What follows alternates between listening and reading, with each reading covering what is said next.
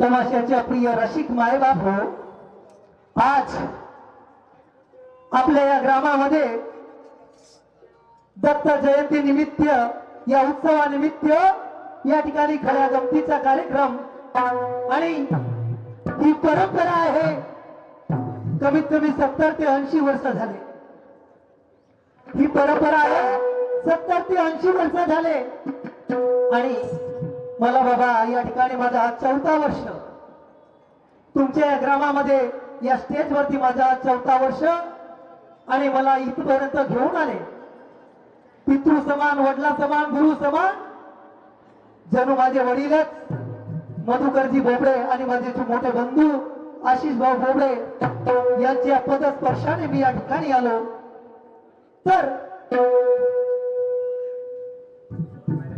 आज होऊ घातलेल्या कार्यक्रमाकरिता उपस्थित समस्त जनता जनार्दन बाल गोपाल महिला मंडळी, मी माझा परिचय की फार मोठा ज्ञानी नाही, गुणी नाही, ज्ञानी नाही, तुमच्यातला जे तुमच्या बालका समजून, तुमचा भाऊबंद समजून कदाचित होऊ शकते माझ्या या वेड्या वाकड्या वाणी म्हणून किंवा माझ्या बोबड्या बोलण्यामधून काही चूक आढळली तर आपला मुलबाळ समजून माझी चूक आपल्या पदरी न घेता माझा प्रोग्राम संपल्यानंतर माझी चूक माझ्या लक्षात आणून द्यावी. माझ्या पार्टीचा परिचय श्री गुरु सुभान गायक पार्टी गराडा बुद्रुक, शाहीर मुकेश देशमुख, आमचे सहशाहीर संजू भाऊ मेश्राम, त्याचप्रमाणे आमचे ढोलक मास्तर विकासजी रतनपुरे, तसेच क्लाट मास्तर सूरज खडसे, त्याचप्रमाणे आमचे नक्कलकार संजयजी गणवीर, आमचे कोरस गणेशजी केवट, तसेच आमचे डान्सर नंदू आणि प्रिय हा सर्व संच आपल्या समक्ष हजर झाला मायबाप हो. आणि वेळेच्या भान ठेवून मी माझे 2 शब्द इथेच संपवतो आणि समोरच्या कार्यक्रमाला सुरुवात करतो. जय हिंद, जय भारत.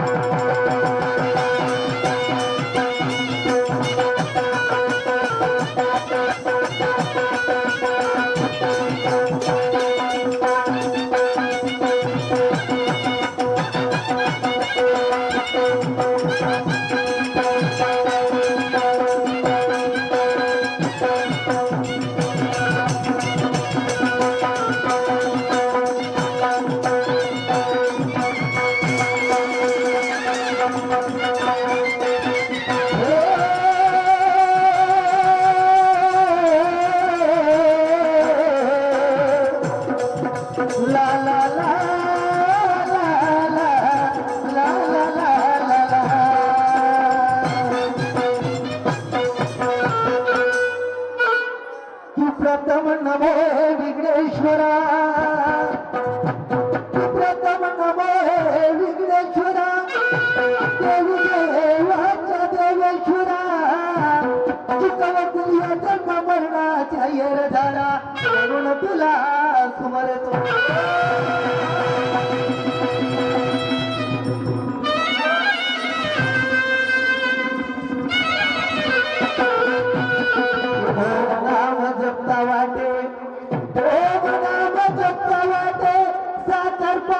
परिपूर्ण ब्रह्म आणि तुझ्या या चरणावरी आत्म संपूर्ण म्हणून तुला सुमरतो.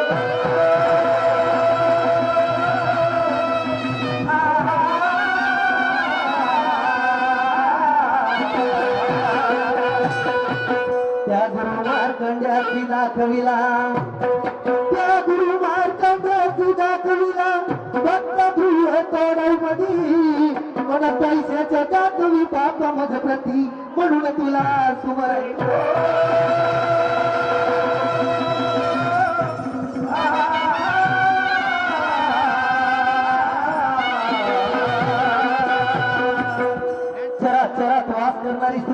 शक्ती सर्वप्रथम त्या दत्तप्रभूच्या चरणी नमन आणि या भारतीय राज्य घटनेचे शिल्पकार विश्वरत्न परमपूज्य डॉक्टर बाबासाहेब आंबेडकर, शांतीचे अग्रदूत महाकारुणिक तथागत गौतम बुद्ध, तसेच छत्रपती शिवाजी महाराज, शाहू महाराज, माता जिजाई, माता रमाई, माता भीमाई या सर्व संतांच्या चरणी, सर्व महापुरुषांच्या चरणी नतमस्तक आणि म्हणून शेवट म्हणायचं आहे.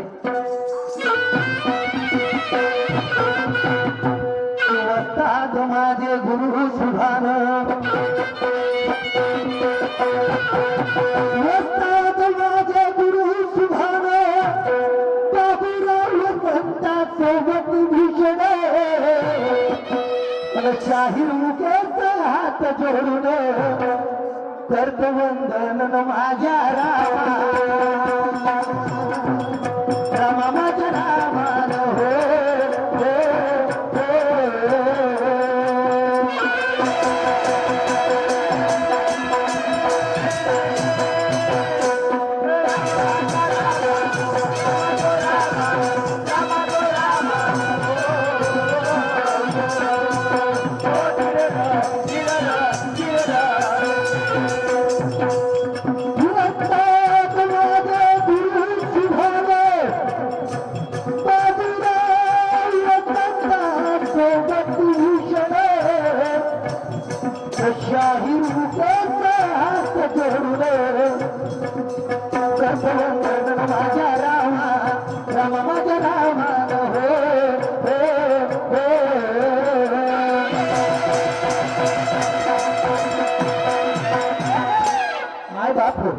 कार्यक्रम म्हटल्यानंतर कोणत्याही कार्यक्रमाची सांगता त्या कार्यक्रमाच्या आराध्य दैवतेच्या पूजनापासून सुरू होते आणि आजच्या कार्यक्रमाचं जो प्राथमिक गीत आहे, प्राथमिक गण आहे, कारण एखाद्या ठिकाणी काल परवाच्या दिवशी या ठिकाणी महाप्रसाद झाला तर त्या ठिकाणी सुद्धा देणारा स्थान होता, पण म्हटलं गेला असेल की पांडुरंगाकडे प्रथम म्हणा दुसरे चरण संताची अरे तुझ्या कृपादाने कथेचा विस्तार बाबाजी सद्गुरुदास तुका, त्या तुकाराम माऊलीला विनंती केली, त्या पांडुरंग माऊलीला विनंती केली, पण आज मी माझी पूजा त्या गणरायाची मी माझ्या गीतरूपी पुष्पाने करीत आहोत. ऐका.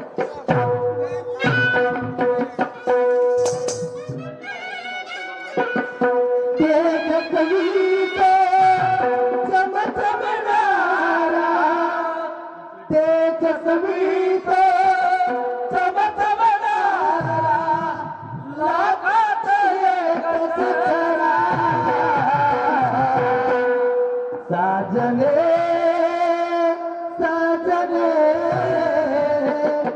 भीम माझा कोण हिरा, साजने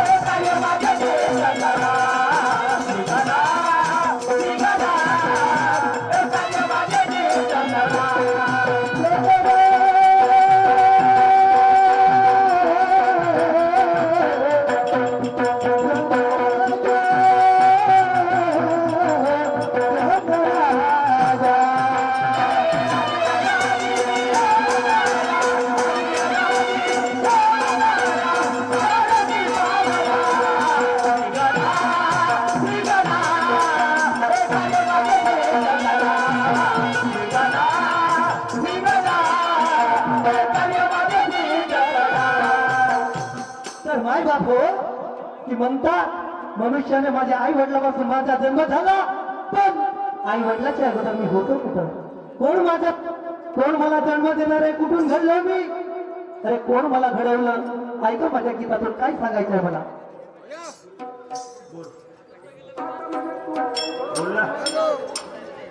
आणि का बरं असा? कारण जेव्हा लौकिक चराचर सृष्टी आधी केला व्यापार, हे काहीच नव्हते तेव्हा कुठं होता? कुठे होता? आणि म्हणून मला माझ्या गाण्याच्या रूपातून सांगायचं आहे. ऐका.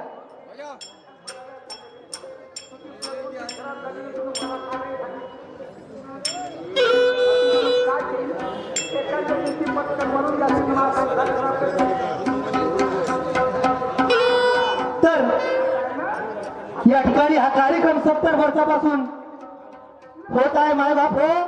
आणि या कार्यक्रम घडवून आणण्यासाठी जो काही आटोक्यात प्रयत्न केला जातो, तर आमचे काकाजी सुखजी बोबडे महाजन यांच्याकडून काल महाप्रसादीचा जो कार्यक्रम झाला तो त्यांच्याकडून असतो, आणि मधुकर बोबडे काकाजी यांच्याकडून हा खड्या गमतीचा कार्यक्रम असतो. असा पुण्यवान काम, असा महान देण दात्याचा कार्यक्रम या ठिकाणी घडतो. आणि म्हणून मला म्हणायचं आहे की चितवन हे गाव गुणाची खाण आहे. चितवन हे गाव गुणाची खाण आहे, कारण इथं छोट्यांचा कौतुक आणि मोठ्यांचा मान आहे. मी वाकेच पाहिलो, जरी चेंगट करत असतील पण काकाजी आले तर बिलकुल सावधान, काही नाही. आणि म्हणूनच म्हणायचं आहे, कारण बाबा या ठिकाणी दत्त कृपेने त्या दत्तात्रयाची कीर्ती महान आहे, आणि त्यांच्या कृपा प्रसादाने येथे खड्या गमतीच्या शाहिरांचा सन्मान आहे. आणि म्हणून मला म्हणायचं आहे,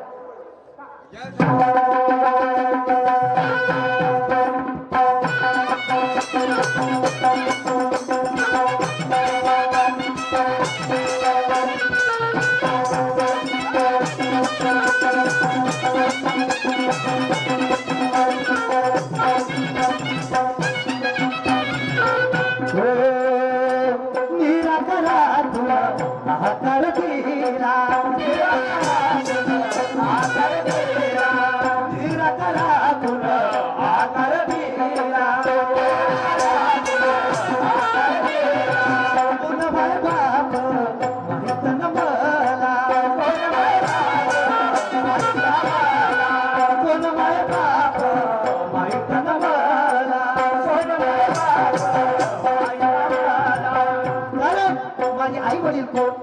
परमेश्वराने 4 वारी 4 खाडी तयार केल्या. 20 लक्ष एवढी वृक्षाबाजी घ्याव्या, 30 लक्ष एवढी पशुची या घरी. मानवा भितरी फक्त 4 लक्ष. आणि म्हणून माझा जन्म ते खाडीतून झाला माझा भाऊ. त्या वाणीने गायन करत ही वैखरी परापसंती मध्ये बाबाई खरी. ज्या वाणीने गायन करत ही वैखरी. आणि म्हणून मला याविषयी म्हणायचं आहे,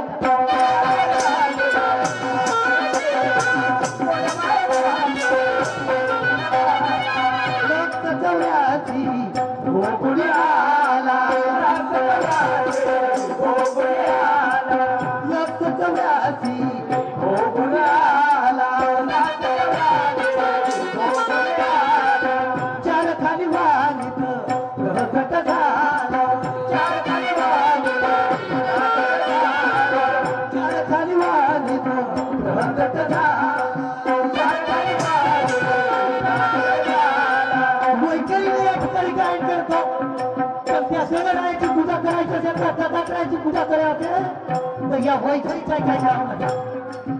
अरे मन चंगा तो कटोरी में गंगा.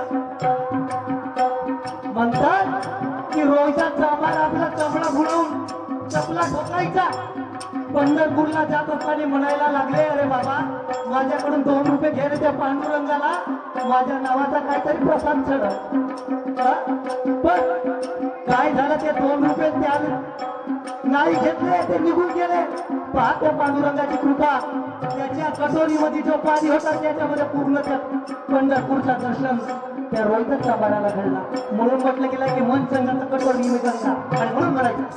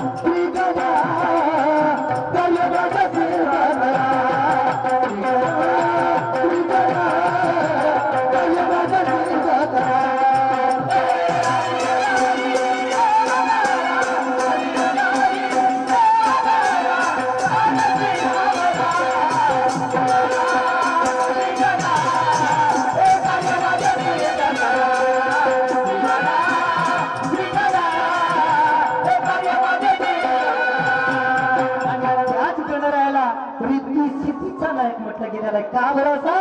कारण एक ओवी आहे बाबा. सकाळी सकाळी जेव्हा काकडा होते ती पहिलीच ओवी आहे की उठा उठा सकाळी का वाचन स्वरावा का रिद्धी सिद्धीचा नायक तो संकटी पावतो. संकटी पावणारा रिद्धी सिद्धीचा नायक या बुद्धीमध्ये बसलेले आहेत आणि रिद्धी सिद्धी गेली तर बुद्धी भ्रष्ट होते. आणि म्हणून मला त्या रिद्धी सिद्धीविषयी काय बोलायचं आहे.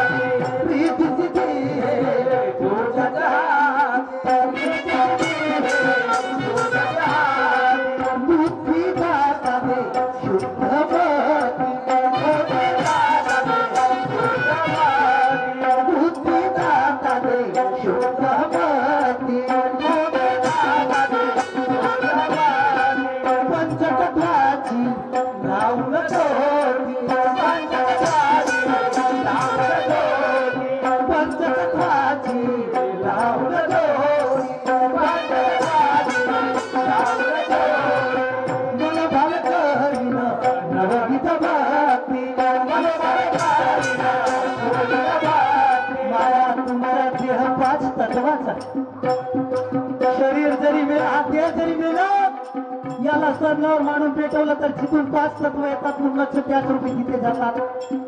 अग्नि तत्व अग्नीमध्ये, वायू तत्व वायूमध्ये, जल तत्व जलामध्ये. आणि माय बाबा तुम्ही या ठिकाणी बसले आम्ही गायन करून राहिलो. हा एक भक्तीचा प्रकार आहे का? 9 प्रकारच्या भक्त्या सांगितल्या आहेत. श्रवण, कीर्तन, वंदन. श्रवण भक्ती तुम्ही ऐकून राहिले, कीर्तन भक्ती मी जे बोलून राहिलो हे दास्य भक्ती त्या हनुमंताने केली, सौख्य भक्ती त्या अर्जुनाने केली आणि शेवटची भक्ती आत्मनिवेदन की जी संधी पाण्याने केली. आणि अशा प्रकारच्या भक्ती त्याच्यातली मी एक भक्तीच करून राहिलो. आणि म्हणून मला म्हणायचं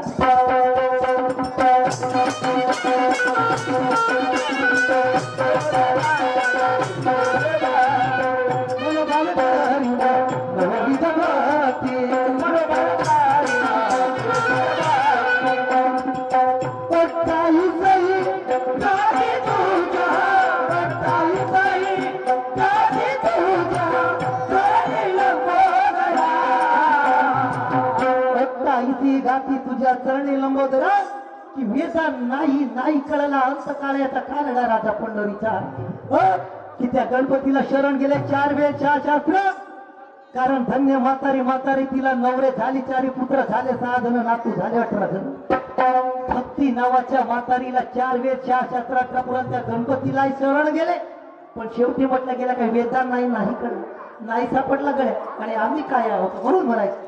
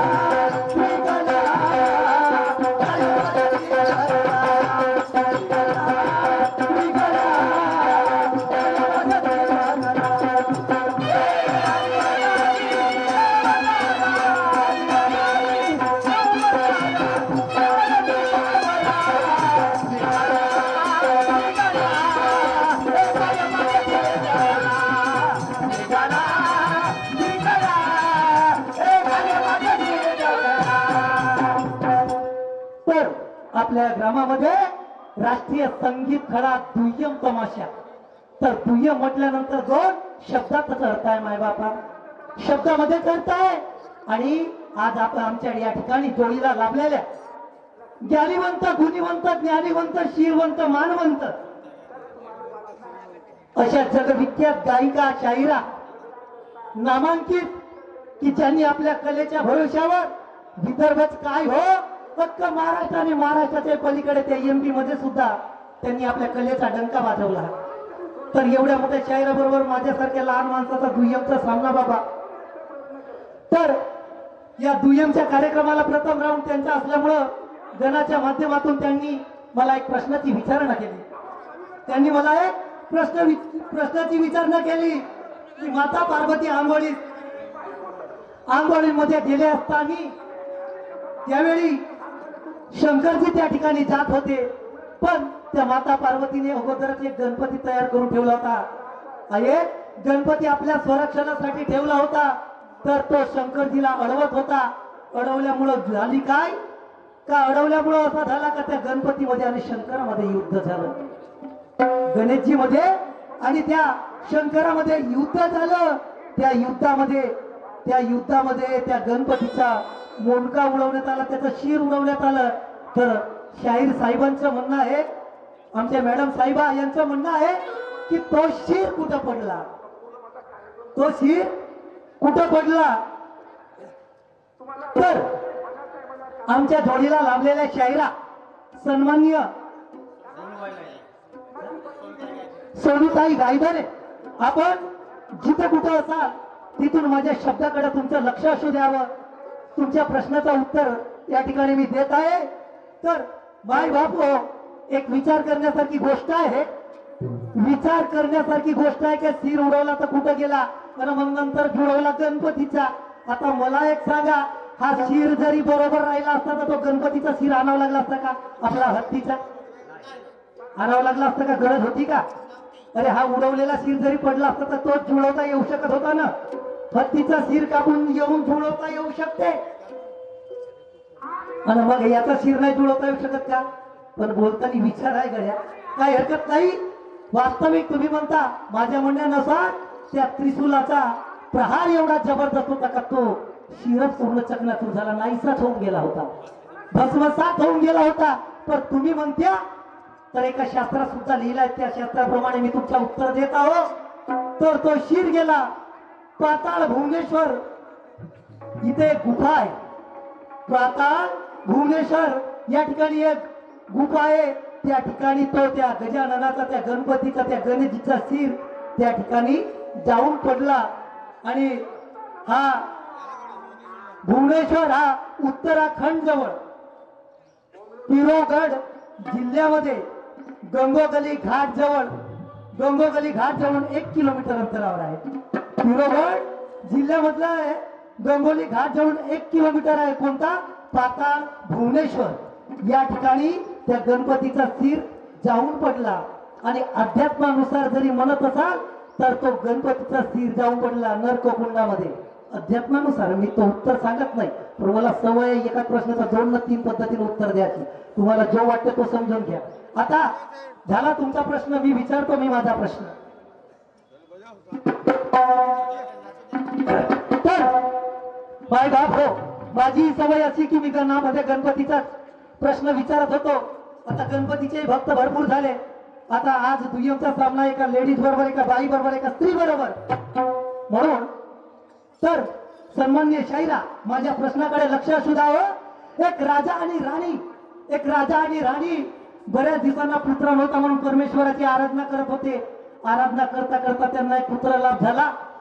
पुत्र लाभ झाला तर झाला असा झाला देवा का तो त्याच्या पाठीचा कुबळ निघला होता आणि हातापायाला चिरे पडले होते, असा बाळ झाला. आता विचार करा, राजासारखा राजा माणूस न त्याच्या पोटी असा बाळ. त्यानं त्या ज्योतिषाच्या सांगण्यावरून 14 वर्ष तपश्चर्या केली, काही फायदा नाही. रागाच्या भरामध्ये राजानं राणीला हाकलून दिलं, त्या पोराला हाकलून दिलं, स्वतःच्या बायकोला हाकलून दिलं आणि पोरालाही.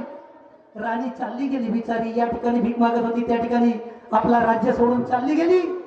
जाता जाता एका मंदिरामध्ये वास्तव्याला राहिली असताना त्या ठिकाणी त्या पोराला ठेवून दिलं, कारण त्याच्या हातापायाला चिरे पडले होते.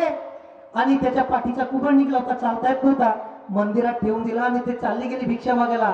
चमत्कार असा झाला का त्या मंदिरामध्ये एक साधू आला, एक पुजारी आला. परमेश्वराची पूजा केल्यानं वापस जात होता. वापस जाता जाता या राजा राणीचा जो मुलगा होता, जो ज्याच्या पाठीवर चिरे पडले होते, हातापायावर चिरे पडले होते, त्याचा स्पर्श लागला. त्या साधूचा स्पर्श लागला. स्पर्श लागता बरोबर त्याच्या अंगापायाचे चिरे दूर झाले, पाठीचा कणा सुद्धा सरळ झाला. तो विचारात पडला की माझ्या कणा दुरुस्त कसा झाला. तर तो त्या साधूच्या मागोमाग जाऊ लागला, पण साधू थोड्या दूर गेला, अदृश्य झाला. पण साधूच्या मुखातून आलेला शब्द ओम गणेशाय नमः हा त्या पोराच्या कानी पडला. त्या पोराच्या कानी पडला आणि तोही म्हणू लागला ओम गणेशाय नमः, ओम गणेशाय नमः. तर गणपतीला वाटला का हाही माझी आराधना करते. गणपती त्या ठिकाणी त्याला प्रसन्न झाला आणि म्हणाला, अरे ए वत्सा, तू काहीतरी वरदान माग. पण त्या पोराच्या मनात उत्सुकता ती वेगळी. मला वरदान तुमच्याकडून नको, मला वरदान तुमच्याकडून नको. ज्याच्या स्पर्शाने मी पूर्ण दुरुस्त झालो, माझ्या अंगावरील चिरे दुरुस्त झाले. मला मला त्याचं दर्शन घ्यायचं आहे. तथाच तू म्हणलं ना, गणपती अदृश्य झाले आणि गणपतीनं मग सांगून दिलं की जा, माझ्यापेक्षा जो माझा भक्त आहे ना, त्याचा आशीर्वाद, त्याचा वरदान तुला लाभेल. तुम्हाला सांगणे एकच आहे की ते राजा राणी कोण, तो बाल भक्त कोण, ज्याचा स्पर्श झाला तो साधू कोण, हाच माझा प्रश्न. आणि समोर काय म्हणायचं आहे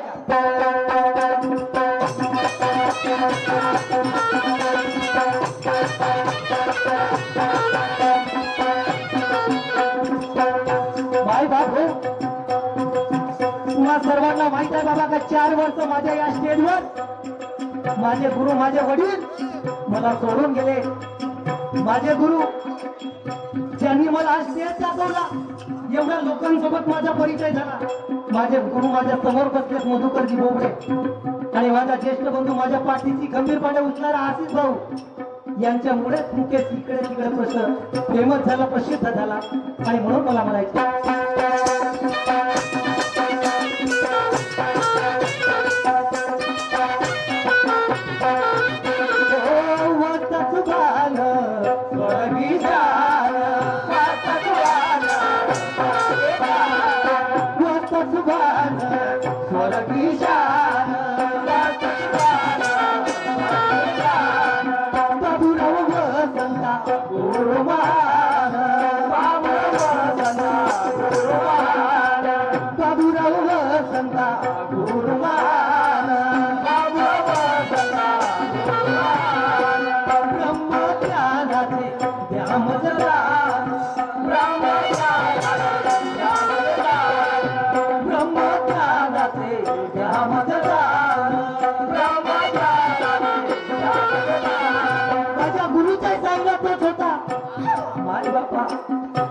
सद्गुरु माऊलीच्या कृपेने ज्याच्या शिकवणीनं मुकेश या स्टेजवर बोलतो, त्या माझ्या गुरुचा सांगा की मुकेश, अरे जा अशा गणाची पूजा कर बेटा. त्या आधी करण्या नेहमीला रंग रूप नाही त्याला. अरे पार्वतीचे लावता लग्न तेव्हा होता गण, महादेवाचे लग्न तेही लावीने गणाड. आधी अनाधी तो गण, त्या गणाची पूजा करशील. आणि म्हणून मला म्हणायचं